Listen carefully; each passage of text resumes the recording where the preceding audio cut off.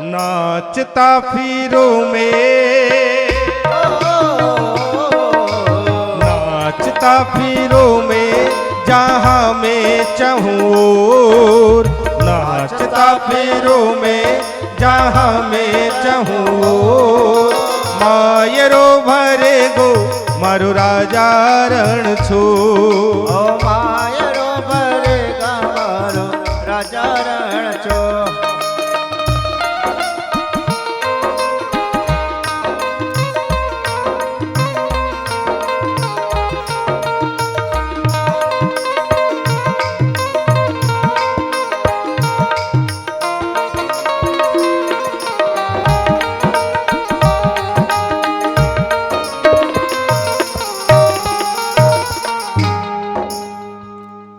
बाके बिहारी लाल की जय। तो नाचने की परिस्थिति वो नाचने की परिस्थिति हो गोपियों जैसी, नाचने की परिस्थिति हो नरसी जैसी, नाचने की परिस्थिति हो सूरदास जैसी, तो बात मजे की आए।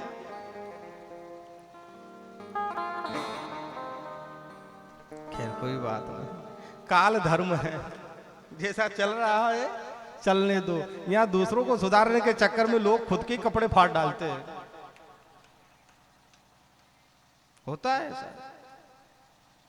क्योंकि आज दुनिया को वही पसंद है जो वो सुनना चाहते हैं, वो पसंद नहीं है जो उनको सही रास्ता दिखा सके। नरसिंह जी महाराज पत्रिका को रखकर जब भवन की तरफ चले, आकाशवाणी हुई, चिंता मत कर, सब कुछ होगा, अच्छा होगा। इधर नरसिंह जी महाराज मायरे की तैयारी करने लग गए। भाई अब राय तो लेनी पड़ती है ना, तो परिवार के लोगों से राय ली कि भाई मायरा भरना है तो कैसे क्या क्या ले जाए मायरे में। तो परिवार के लोगों ने, मित्रों लोगों ने, सबने कहा कि तेरे पास है ही क्या जो तू मायरा ले जाएगा, तेरे पास खाने को अनाज नहीं और तू मायरे की बात करता है। मायरा होता भी क्या है पता है? अब नरसिंह जी कहते हैं हम आपसे राय लेने के लिए आए थे, प्रवचन नहीं। तो किसी भक्त ने कहा एक काम कर, उन्हीं से पूछ ले मायरा जो तेरे साथ रहते हैं। अब साथ कौन रहते हैं? सूर्या स्वामी, वही साथ, उनसे पूछ ले। अब उनसे पूछा कि मायरा, तो कि मायरा किसे कहते हैं? मायरा उसे कहते हैं कि घर में जो भी पुरानी चीजें हो वो दान दे देना, उसे मायरा कहते हैं। अब बाबाओं को क्या पता कि मायरा किसे कहते हैं। वैसे एक बात है, राय तभी देनी चाहिए जब आपको राय के बारे में पता हो। अगर कोई बात आपसे पूछे तो उसे राय तभी ही दो जब आपको उस बात का ज्ञान हो। नहीं तो वो एक बात है कि एक व्यक्ति विदेश शहर गया पढ़ने के लिए और क्या सीख के आया? अंग्रेजी। अब रहने वाला बिल्कुल गांव का, पत्नी बिल्कुल देहात की भोली भाली मिली। अब वो अंग्रेजी सीखने के बाद आया, तब सोचा कि आज के बाद हम पत्नी से अंग्रेजी में बात करेंगे। पर अचानक तो अंग्रेजी नहीं सीखेगी, धीरे धीरे ही सीखेगी। तो उसने पत्नी से कहा कि आज सब्जी बनाई जाए, पर अंग्रेजी थोड़ी थोड़ी, आज एक शब्द कल दो शब्द ऐसे सीखना है। तो पति ने कहा कि सब्जी बनाओ। तो बोले काय की बनाए? बोले आलू एंड गोभी। अब बीच में क्या लगाया अंग्रेजी का? एंड, आलू एंड गोभी। अब वो तो कह के पति तो चला गया। अब पत्नी बेचारी दुविधा में कि आलू भी समझ में आ गया, गोभी भी समझ में आ गई, पर ये एंड क्या होता है? अब एंड के बारे में पता नहीं। पड़ोसियों से पूछा तो उनको भी नहीं पता। तो गांव, अपने घर से 10 घर दूर उसकी एक सहेली रहती थी। वो उस पर बड़ा भरोसा करती थी, तो वो उसके पास गई। बहन ने पूछा क्या बात है भाई, कैसे आना हुआ? बोले ऐसा है कि देख, हमारे पति ने कहा कि आज आलू एंड गोभी की सब्जी बनाए, तो ये एंड क्या होता है? अब उसने विचार किया कि ये इतनी दूर मुझसे पूछने के लिए आई है, अब अगर कुछ ना बताऊं तो बड़ी हानि होगी। तो अब इसका मतलब ये थोड़ी कि जो हर कुछ भी बता दे। अब उसने विचार किया अब आई है तो बताना तो पड़ेगा भाई, कोई व्यक्ति अगर आपसे राय ले तो कुछ ना कुछ तो राय बतानी पड़ेगी। तो उसने कहा, मन में तो विचार किया कि एंड का तो मुझे भी नहीं पता, पर अब कुछ तो बताना पड़ेगा, तो बताओ ना। आलू समझ में आ गया, गोभी समझ में आ गई, बोले ये एंड समझ में नहीं आया। तो वो कह रही है पागल, तुझे एंड नहीं समझ में, अपने गाय को गोबर। वाह तेरा अच्छा भला हो जो तूने एंड बता दिया कि एंड इसे कहते हैं। अब घर गई, आलू गोभी की सब्जी बनाने, बीच में डाल दिया गोबर। अब जब पतिदेव आए, सब्जी को चखा तो बड़ा बेस्वाद लगा। बोले ये सब्जी बेस्वाद कैसे लगी? बोले आलू और गोभी तो ठीक है, बस एंड थोड़ा ज्यादा गिर गया है ना। तो जो राय आती है वही राय देना चाहिए, जरूरत से ज्यादा राय नहीं देना चाहिए। तो मायरे में क्या क्या ले जाएं, अब साधु संतों को क्या पता। तो संग जो सूर्या स्वामी थे उनसे पूछा तो कहा कि चलो ठीक है, पहले अपने साधन का तो जुगाड़ करें कि चले का ऐसे। नानी बैरा मायरारो भाया जस लो, राम जी नाने बैरा मायरारो भाया जस लो, माहे रे चाला छे बीरा गाड़ी हो तो दो। ओ मागे रे चाला छबीरा गाड़ी को तो दो। गाड़ी तो होती रे नरसी देता तो खरी, ओ गाड़ी तो होती तो नरसी देता तो खरी। पेड़ा भाका टूट गया छे पिछवाड़े पड़ी, ओ पेड़ा का टूट गया जी पिछवाड़े पड़े।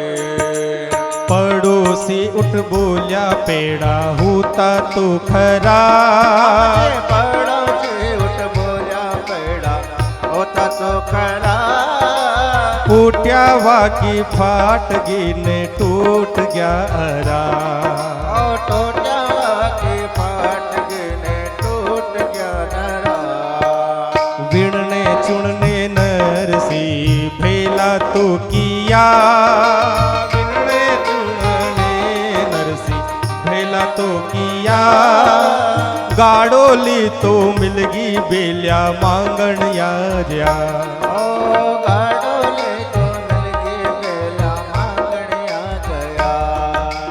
भगत बचल प्रभु जी सारे सगरे काम, राम जी भगत बचल प्रभु जी सारे सगरे काम। नानी बैरा मायरा ने ठाकुर जी ने आस सीता, राम जी ने आस राधे, श्याम जी ने आस जय जय नारायण हरे हरे।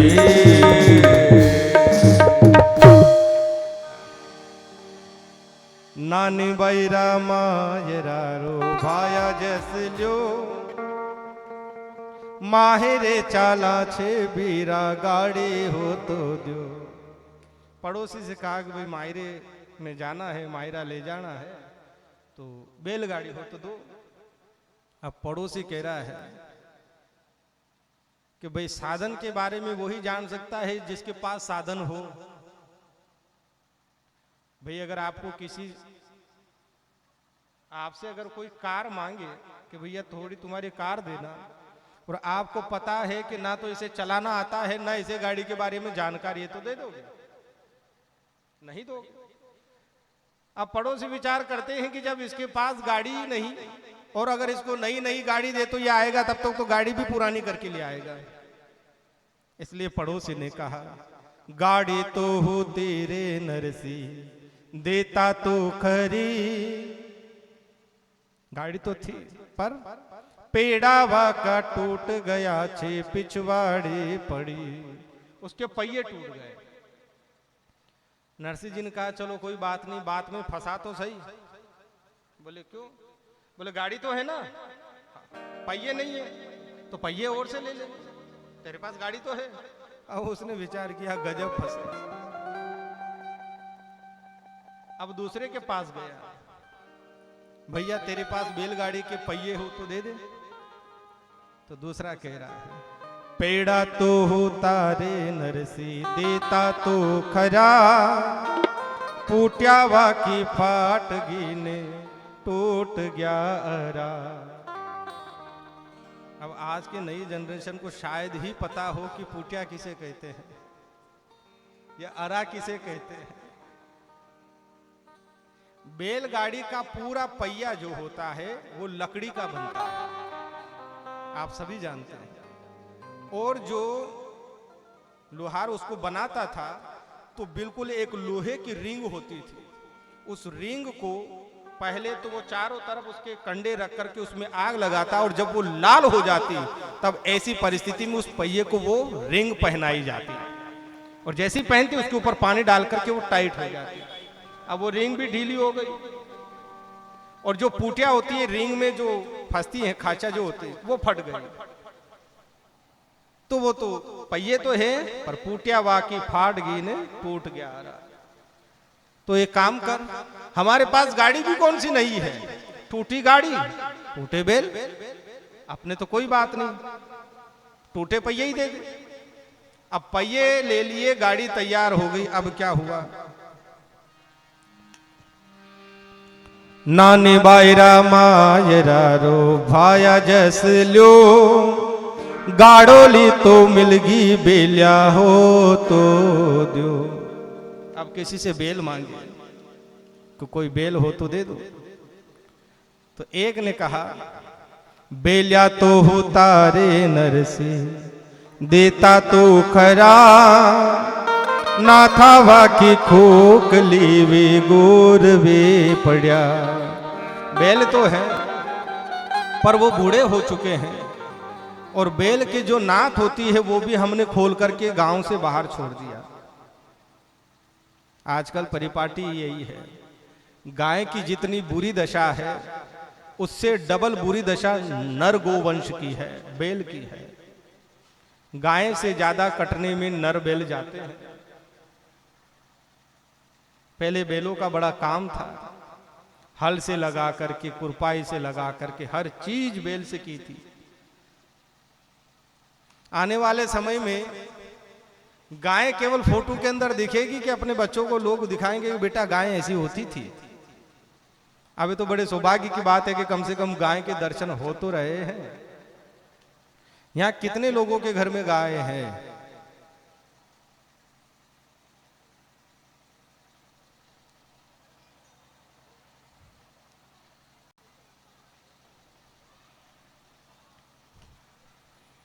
जिस घर में गाय नहीं उस घर में शुद्ध दूध नहीं, शुद्ध दही नहीं, शुद्ध छाछ नहीं और ना शुद्ध घी है।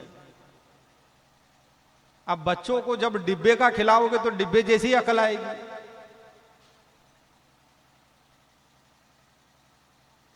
अच्छा, गाड़ी किस किस के घर में है? आई शाबाश, गाड़ी में तो शर्म के कारण हाथ ऊंचे नहीं किए तो खूब थी। गाड़ी के लिए ड्राइवर है कि नहीं है? है। अब जितनी गाय आपकी गाड़ी को चाहिए उससे कम जगह गाय को चाहिए।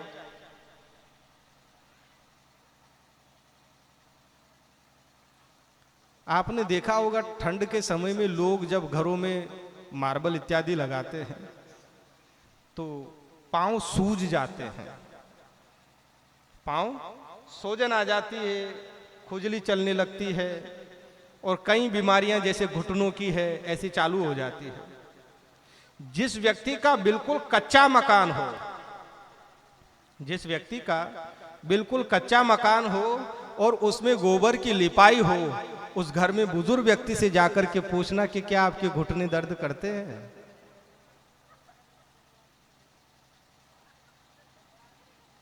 अब मोजा पहनना पड़ रहा है, फिर एक और वो कपड़े की जूती आती है वो पहननी पड़ रही है, रसोई का काम करना पड़ रहा है, फिर बीमारियां दुनिया भर की घेरे हुई है। ये सब नतीजा आज भी अगर शुद्ध गोमूत्र का अगर हम लोग सेवन करें तो कई बीमारियां हमारी कट सकती है, पर करे कौन?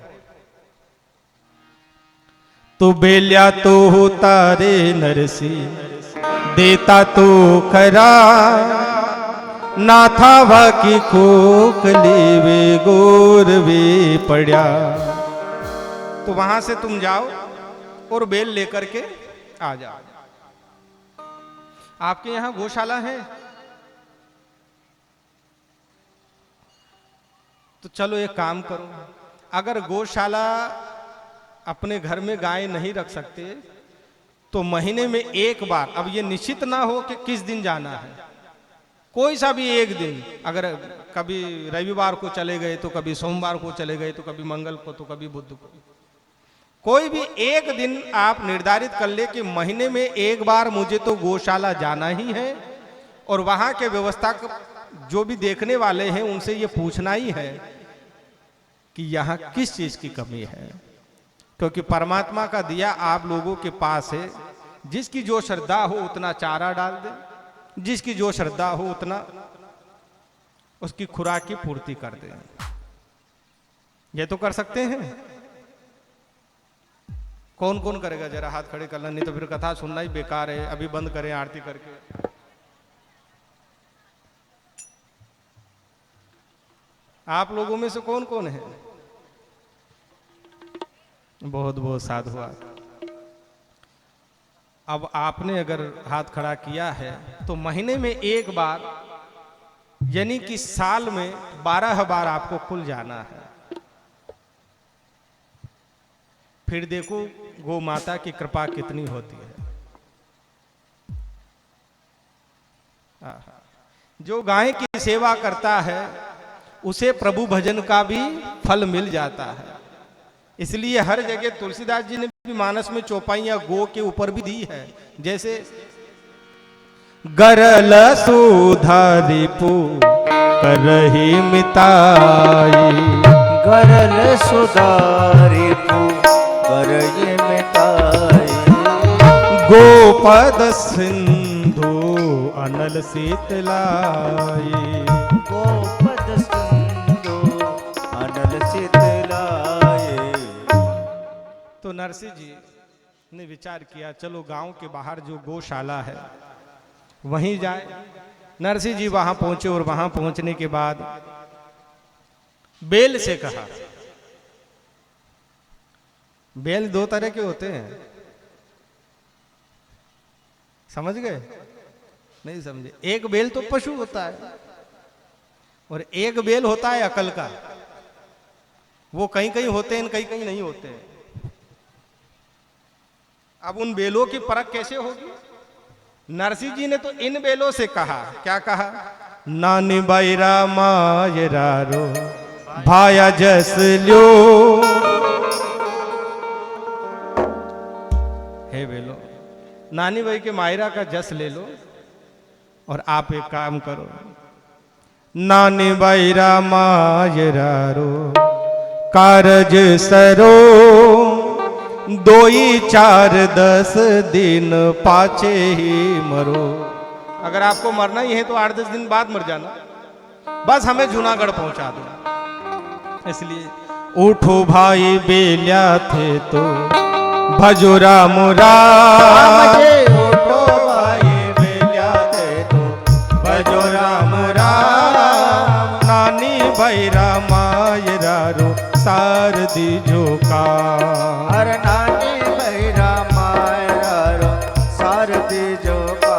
ओ नानी बैरा मायरारो सारदी झोका। मुझे नानी बैरा मायरारो सारदी झोका। थाका तो मरबा का दिन नहीं है आज, अरे थाका तो मरवा का दिन नहीं घरे आज। पूछड़ा पकड़ नरसी खड़ा तो किया, राम जी पूछड़ा पकड़ नरसी खड़ा तो किया। टूटा भांगा सिंगूड़ा से पकड़ लिया, ओ टूटा भांगा सिंगूड़ा से पकड़ लिया।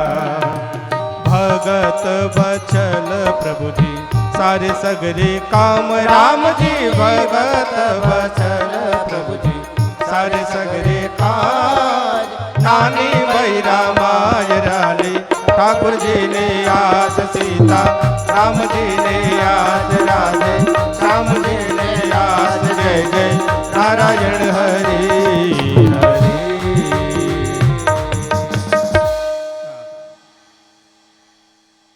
तो बेलों से कहा, नानी बाई का मायरे का काम कर दो, यहां से गाड़ी नगर अंजार पहुंचा दो, और उसके बाद भले ही तुम अपने प्राण त्याग देना, कोई दिक्कत वाली बात नहीं। तो नरसिंह जी ने बेलों को जब खड़ा किया तो पहले तो पूंछ पकड़ के पीछे से उठाया, जब बेल पीछे से उड़ गई तो आगे जाके सींग पकड़ के फिर खड़ा कर लिया। तो एक वो बेल है जो इशारा समझ गए और खड़े हो गए, भले सहारे से हुए पर हुए, और एक होते हैं अकल के बेल जो कभी नहीं समझते। अब अकल के बेलों को किसे समझेंगे? अकल बेल कौन होते हैं?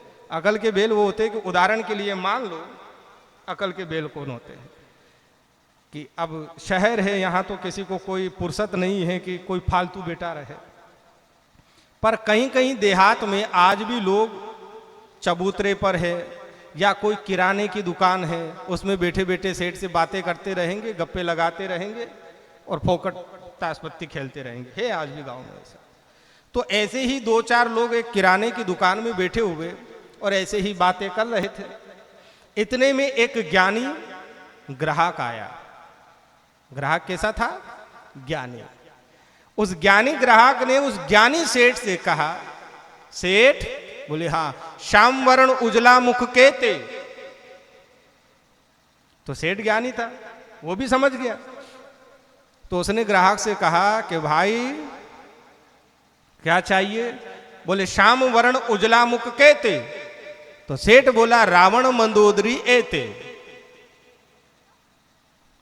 तो ग्राहक बोला कि नहीं नहीं नहीं, भाव थोड़ा टाइट है, थोड़ा सा कम करो। तो बोले इससे ज्यादा तो कम नहीं होगा। बोले फिर क्या? बोले राम पिता कर दूंगा।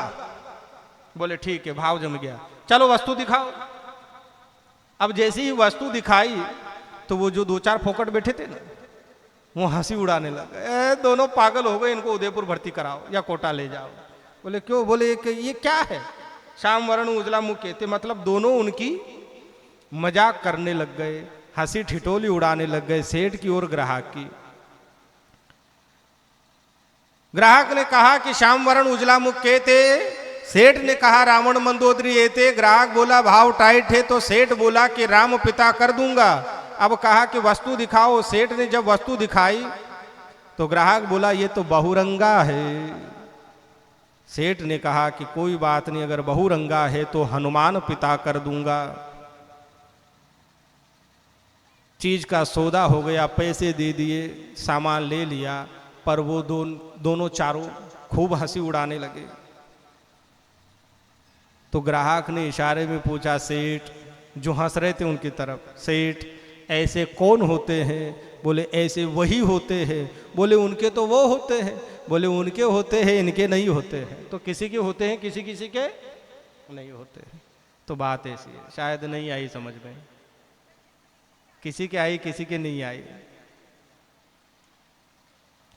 ग्राहक ने कहा सेठ से कि श्याम वर्ण उजला मुख केते। श्याम वर्ण यानी कि जो काला हो और मुख उजला हो, उड़द क्या भाव? श्याम वर्ण उजला मुख कहते, उड़द क्या भाव? तो सेठ ने कहा रावण मंदोदरी एते, यानी कि 10 सिर रावण के और एक मंदोदरी 11 रुपए किलो। बोले नहीं नहीं, भाव टाइट है, कम करो। बोले राम पिता कर दूंगा। तो राम के पिता बोले 10 रुपया किलो। अब बोले ये तो बहुरंगा है, अर्थात इसमें कचरा ज्यादा है। बोले हनुमान पिता कर दूंगा। हनुमान पिता पवन पुत्र, यानी कि हवा से इसको साफ करके, सारा कचरा साफ करके तुझे दे दूंगा। अब जब चीज साफ कर दी और दे दी और पूछा ऐसे कौन होते हैं? बोले ऐसे बेल होते हैं। बोले उनके तो वो होते हैं, अर्थात उनके सींग और पूंछ होते हैं। बोले उनके होते हैं, इनके नहीं होते। तो कुछ लोग बिना सींग पूंछ के भी घूमते हैं।